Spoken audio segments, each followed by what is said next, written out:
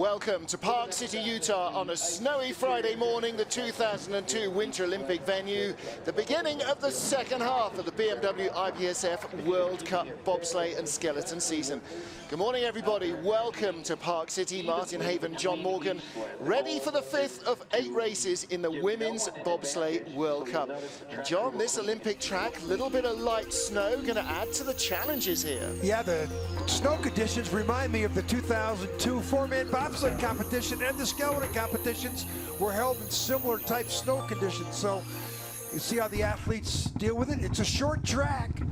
Here's our start record. We won't see a lot of Myers-Taylor today, but you know, it's a long straightaway, allows the teams to get into this first curve, and no mistakes allowed up here. It's pretty slow, a little bit like Winterberg up here, but then this starts to motor right here. This straightaway here, Sonny coming up this big, long, sweeping left, slingshot. Now you start to fly, 60 miles an hour, snowy curve, appropriately for the conditions today. Now in the three-quarter labyrinth, and now Albert's Alley, named after Prince Albert of Monaco, 5-time Olympian who ended his career on this track in 2002. Wasatch for the mountains that are in the region, and now it's flying. It's 80 miles an hour. The Olympic curve down here, a lot of action down here, and the 12-13 combination. Long straightaway going uphill, I call it a graveyard of time. You make a mistake there, Martin, you have no chance for a good finish time. Well, after the long, fast, and very busy Lake Placid track, this is a real change-up for the drivers. They've got to be very quiet. Track record set by Shauna Roebuck and Val Fleming in December 2006. Val Fleming is our race director today. Shauna Roebuck taking some local TV crews down the track as well. Both still live here in Park City. Kaylee Humphries is our World Cup points leader, but it's only a 10-point margin over Jamie Grubel-Poser, the Canadian double Olympic and double world champion, and the American have shared the wins, 2 apiece between them. Kaylee with a bronze and a silver, and Jamie with 2 bronzes. There's Jamie's sled. That is the difference between them this season. There's Kaylee's sled, the side by side. They're going head-to-head today. Annie Dradzek with the German sled. It's pretty cold, -2. It's been a lot colder during the day. Clear night last night, really froze hard. It was down to -11 or 12, but a little snowy this morning. Kaylee Humphries there warming up like the other athletes. There's Brittany Reinbold. Met her mom and dad in the hotel elevator this morning. They're so excited to come and see her race at the top flight. And Sanne Dekker, the Dutch girl who breaks for the Austrians. Well, it sort of stopped snowing when we arrived for the track about 9 o'clock. It cleared out. It was a beautiful blue sky, but the snow has returned. The clouds are back. Racing today in the men's competition this evening under lights. Well, in our field today, Anja Schneider-Heinze gets the random draw to go first, ahead of the USA's Nicole Vogt. Both US women have brand new rookie break women behind them who have only come into the sport in September, October this year and are making their more track and field athletes. Yeah, absolutely. Some stellar athletes in the US lineup. So the snow blowing through the top of the track, ready for the start of round 5 of the BMW IBSF Women's Bobsled World Cup. Anja Schneider-Heinze, and this weekend, Annie Dradzek back on the sled again, the 20-year-old. It was Ellie Nolte who pushed in Lake Placid. Well, she gets the fresh track. She's either going to be a snowplow or have a big advantage, one of the two. Oh, she didn't get in right there. She did not get in right. She was with Anja when Schneidi won her last race, which was in St. Moritz last year, so maybe this will be a little bit of a bonus for her. Now watch how these sleds start to rocket. This track is short, but boy, is it quick. 65 miles an hour up in the first third of the track. And boy, she steered there hard. You get up to that speed very quickly indeed. The drop at the start is very severe. Well, the Albert's Alley, she had a little skid, but it's pretty good. Now look at the speeds down here. It doesn't take long, and this is a big challenge. The graveyard section, she can't tap here. Uphill. That's pretty good. Little tap, little skid. 129.5. 50.40. Well, that's 2 seconds and 3/10 off the track record. I think it's safe to say, Martin, we will not see any track records here today. But Schneidi looks happy with that run. She was very happy at the end of training yesterday. Yeah, she has not medaled yet this year, which is a surprise. Here's the Albert's Alley, This is a pivotal part of the track. You got to get this perfect. You can see her go to the right side of our screen, a little bit of a tap, keeps it straight, but the people who feather that down there, and this section, the graveyard section of the track, they're going uphill here. So any kind of variance rubs off speed. Well, you also see the snow right up by the edges of the track, and she was up into that. The runners going through the snow, it slows you down the same way when your car tire hits water. Look at the brake pad shaking her head. She knows she made a mistake at the start, but they're not getting her arms in correctly. Fell out the back of the sled. So next up is 29-year-old Nicole Vogt from Wichita, Kansas, now lives in Dallas, Texas, and 25-year-old Malika Love making her World Cup debut. Dental hygienist from Milwaukee, Wisconsin. So is she a cheesehead? She probably is. She'll be used to this kind of weather. And she claims, and she may not be alone in this in the women's field, she'd rather have dessert than dinner any day and every day. And Nicole says she's going to get good starts.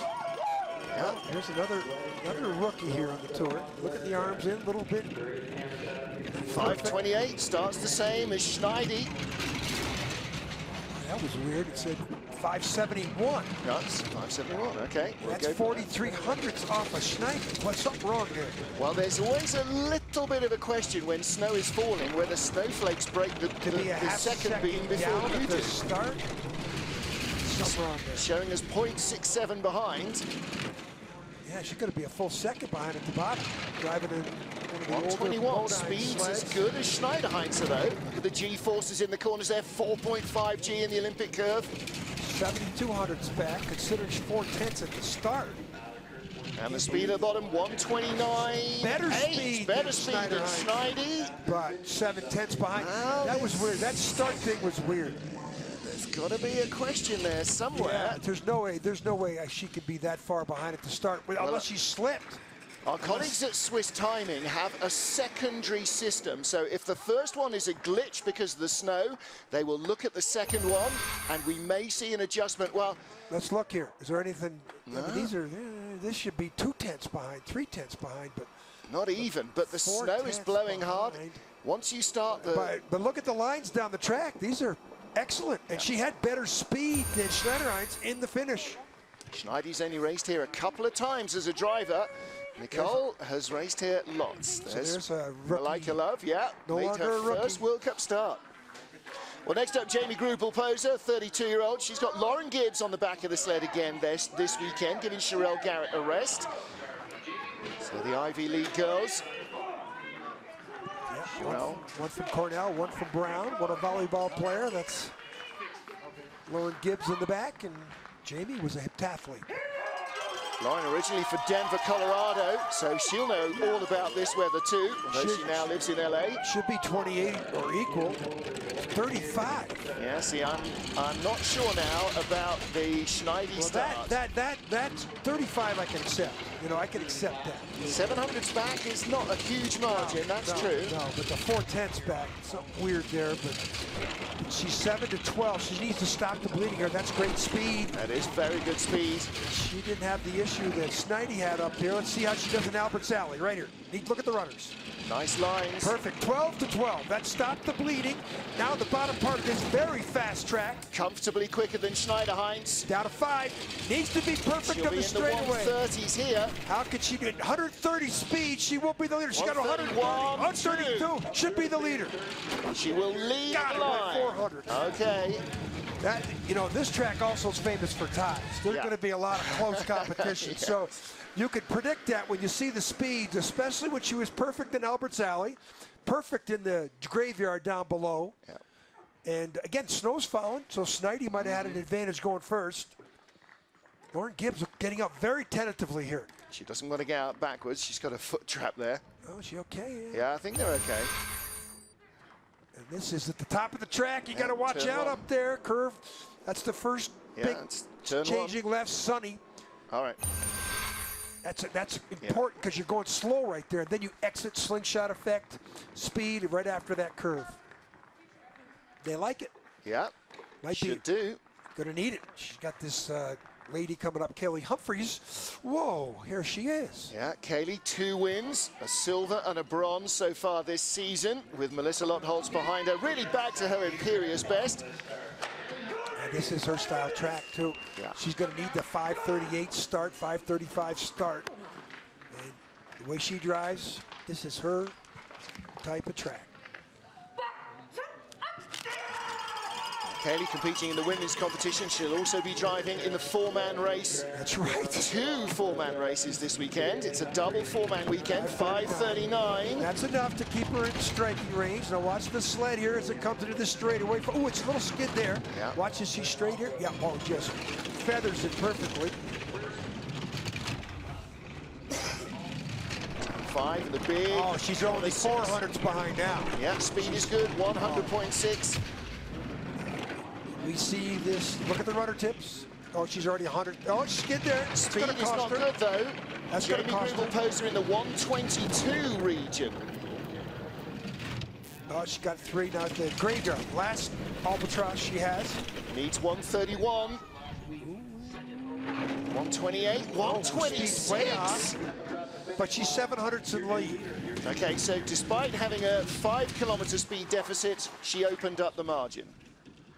Okay, so we're going to have to take the speeds and Yeah, checking. a little bit of a pinch of salt, Yeah, I think. we can't. I don't think we can depend on them, but because that tap in Albert's Alley, that was her only, and she had a skid up there 2 and 3. I don't know if we'll see the Albert's Alley. No, watch the left side of her screen. That little hump there on the exit, but she has enough momentum. And then the next thing is, how does she do in the graveyard? Looks pretty clean. She's getting Into the close snow to that there, one though. wall. Yeah. You get into that snow, it comes Hey, out this is 3 or for the 4 World inches. Cup lead, and they're Yeah. 700ths apart. Exactly. Great race on our hands already. So Christina Hengster of Austria, she's been on the podium several times already this season, the 29-year-old junior world champion from 2012. Her brakewoman, junior Olympic champion in women's bobsleigh 2012. That was in the Dutch team. 3rd, 5th, 4th, and 3rd in 4 races.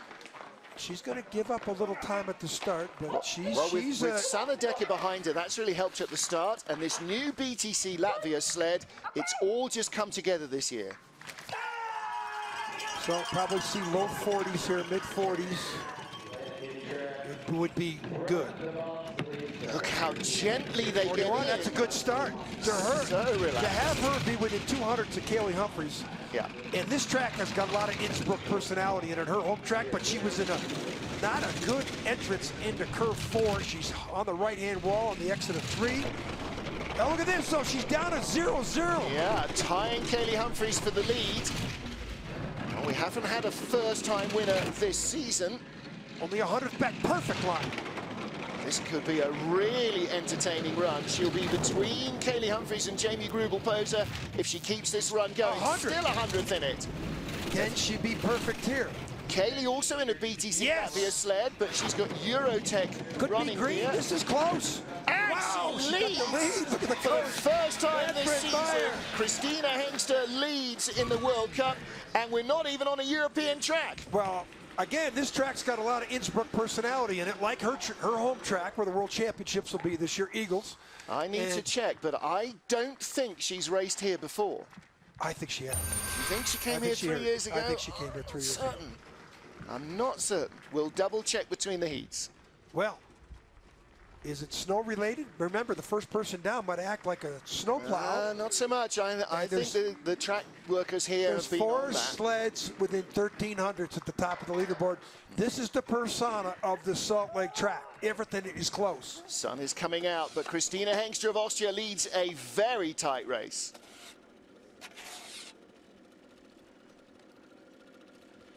Belgian bullet, Alpha Willemsen, the 30-year-old javelin thrower with 23-year-old brakewoman Sophie Verkrijsen behind her. Sophie, a former basketballer.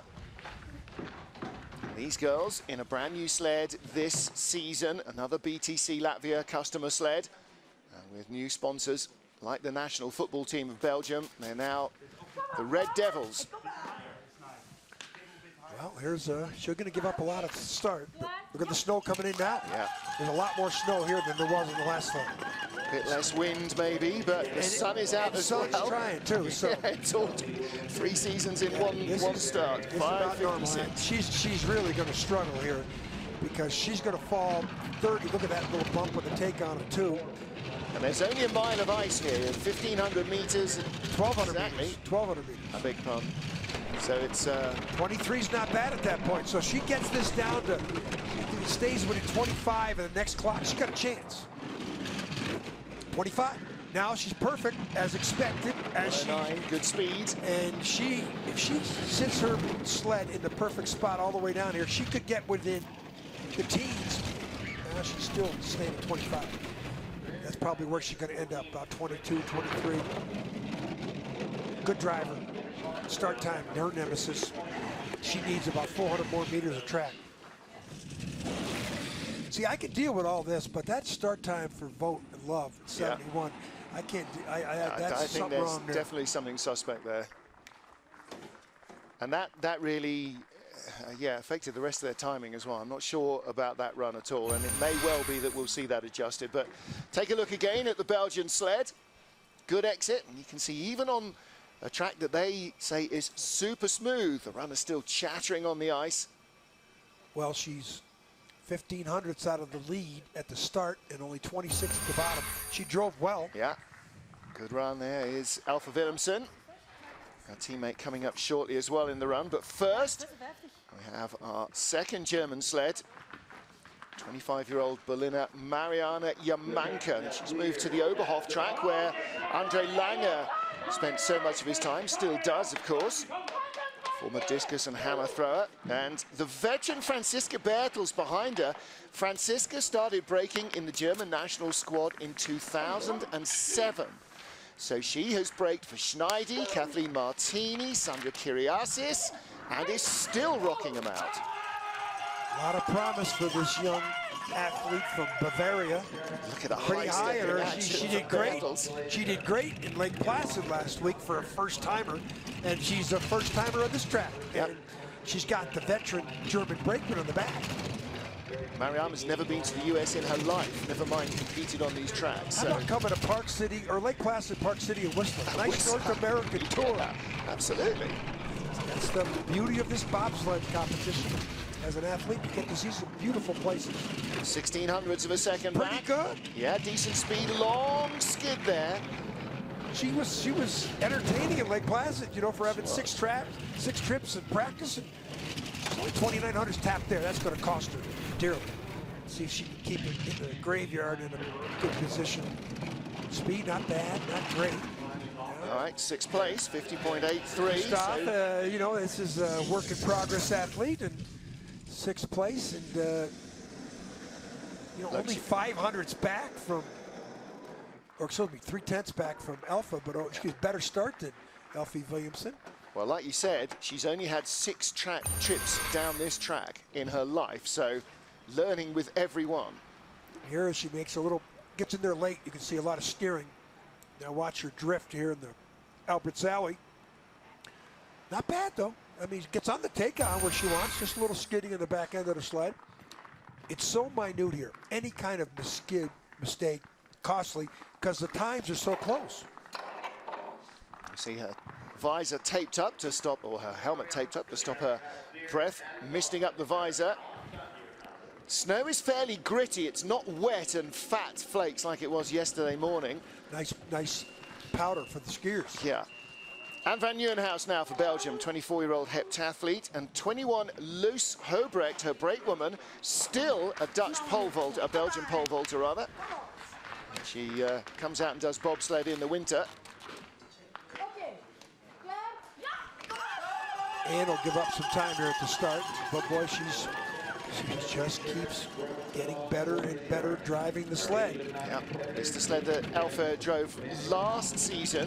Which was fast. It was the sled she drove in the Olympics too. Yeah. When Alpha was 5th or 6th? 5th or 6th. That's where she was the queen of speed all season with the best speed. So that's why Anne, if she, so far, I don't want to jinx her, she's got great lines.